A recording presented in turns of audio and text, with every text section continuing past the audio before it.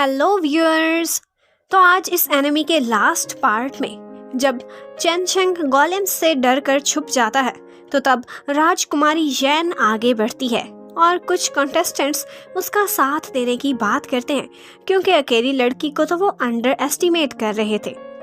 फिर येन गोलेम से जाकर फाइट करती है, लेकिन उनको हराना कोई आसान काम नहीं था।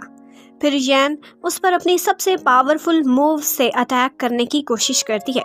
उसी टाइम पर एक और लड़का गोलेम से चोरी चोरी अंदर घुस जाता है, वही जो पहले लड़की को अंडर एस्टिमेट कर रहा था।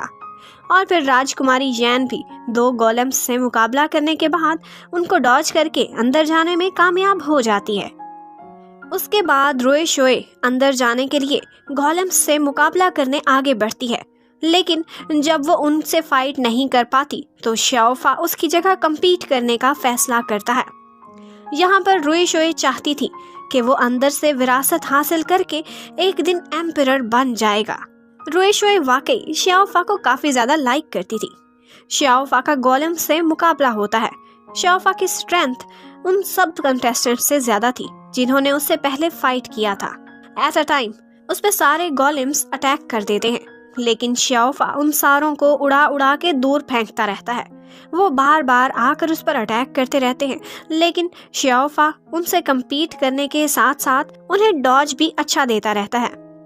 उसके बाद श्याओफा आराम और सुकून से अंदर चला जाता है। फिर हमें अंदर का सीन दिखाते हैं कि वहाँ पर एक पजल ड्रॉ किया हुआ होता है और गोलेम्स स्पेशल पॉइंट्स पर खड़े हुए होते हैं। वहाँ मौजूद सारे लोग इस पजल को सॉल्व करने में अपने दिमाग का रायता बना रहे होते हैं।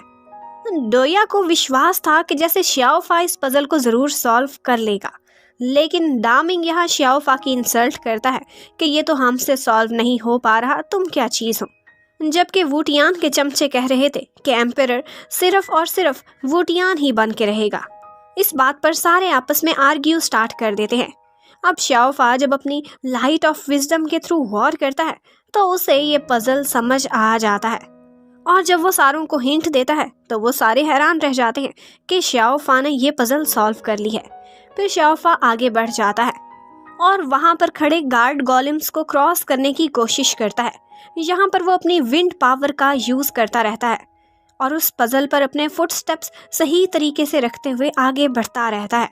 यहाँ पर गोलेम्स से उनका मुकाबला विंड प्रेशर का हो रहा था, जिसको श्याओफा के अलावा और कोई भी अच्छे से पास नहीं कर पा रहा था। फिर श्याओफा इसी तरह से केयरफुली चलता हुआ किंग लेवल गोलेम के करीब पहुंच जाता है। ये गोलेम बाकी सारों को बाहर निकलने का ऑर्डर कर देता है और श्याओफा को प्रिंस ऑफ विंड का नाम देता है। बेशक श्याओफा के फ्रेंड्स वहां से निकाले जा चुके थे, लेकिन वो उसके कामयाब होने पर बहुत ही खुश नजर आ रहे थे। जैसे ही श्याओफा ने वो पजल सॉल्व कर ली थी, उसी मौका पर ब्लड डीमंस भी अंदर घुसना स्टार्ट कर देते हैं। फिर इससे अगले हॉल का सीन दिखाते हैं जहां पर वुटियान और बाकी 3 मार्शल आर्ट किंग्स मौजूद थे। वो एम्परर के स्टैचू के सामने खड़े हुए थे, जिसके अंदर ह्यूमन एम्परर की आत्मा कैद थी। वो आत्मा वुटियान को वहां आया देखकर बिल्कुल भी खुश नहीं लग रही थी, क्योंकि प्रिंस ने आते ही अपने नखरे ह्यूमन एम्परर को भी दिखाना स्टार्ट कर दिए थे, जो कि उसकी नेचर का हिस्सा थे।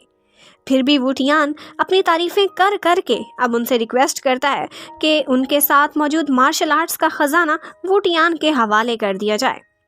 यहाँ पर हम देखते हैं कि एक्चुअली विरासत में वो हथियार होते हैं जिनको स्टार्ट में फर्स्ट एपिसोड में 4 गार्डियंस ने अपनी पावर को सैक्रिफाइस करके बनाया था। इतने में वहाँ ब्लड डीमंस भी एंटर हो जाते हैं और ह्यूमन एम्परर उसका मुकाबला करना स्टार्ट कर देता है। श्याओफा पर जब एक ब्लड डीमन हमला करता है तो तब एम्परर उसकी जान बचा लेता है। यहाँ पर बड़े बड़े ब्लड डीमंस आए हुए थे और वो अपने साथ एक मंकी किंग को भी लेकर आए थे। उनकी ये लड़ाई छोटे छोटे स्टूडेंट्स के बस से बाहर किंग और एम्परर के लेवल तक पहुंच चुकी थी।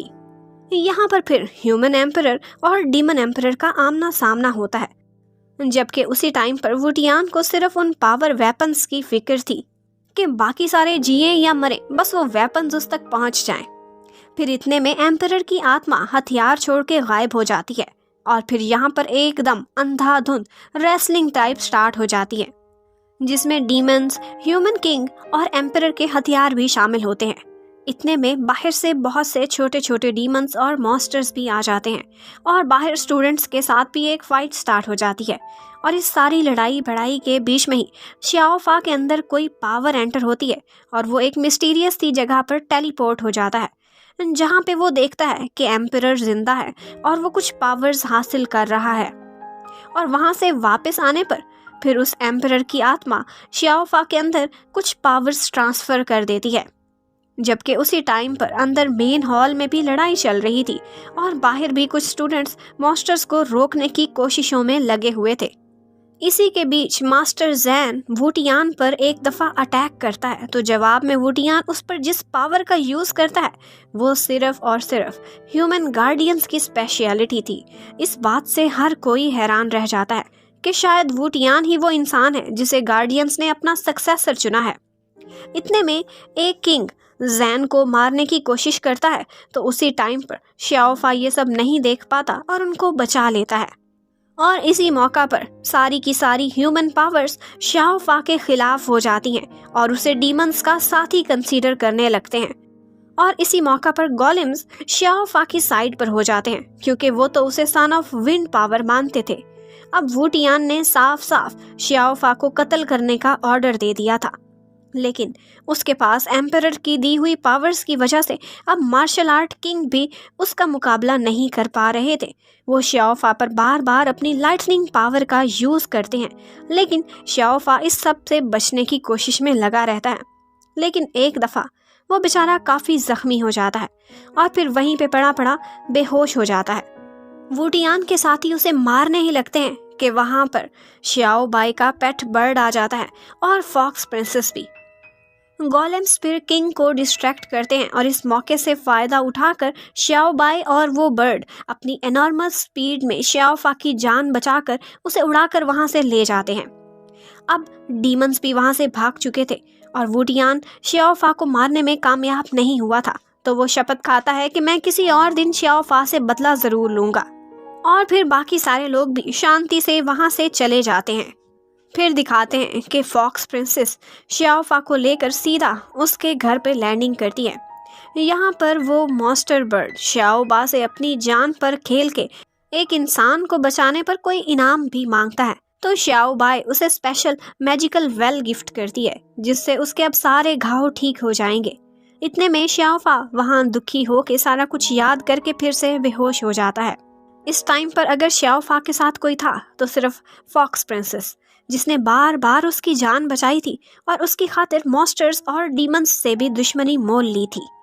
फिर अगले दिन जब श्याओफा उठता है तो वो श्याओबाई के उस मैजिकल पानी की वजह से अब रिकवर कर चुका था। अब वो सोचता है कि चाहे जो भी हो जाए उसे अपने डैड मास्टर जैन को बचाना ही होगा। यहाँ पर श्याओबाई उसे इनकरेज करती है कि तुम मेहनत करो, एक दिन तुम ज़रूर एम्परर बनोगे और अपने डैड को बचा कर लाओगे। श्याओफा के पास अब एम्परर की दी हुई स्पेशल पावर्स भी थी, सारा कुछ था, लेकिन ज़रूरत थी तो सिर्फ हार्ड ट्रेनिंग की और एक और अच्छे मौके की। और यहीं पर ही सीज़न 1 की एंडिंग हो जाती है। सीज़न 2 की एपिसोड्स अभी तक रिलीज़ नहीं हुई, इसके लिए आप भी वेट करें और मैं भी करती हूँ। Thank you for watching. Bye bye.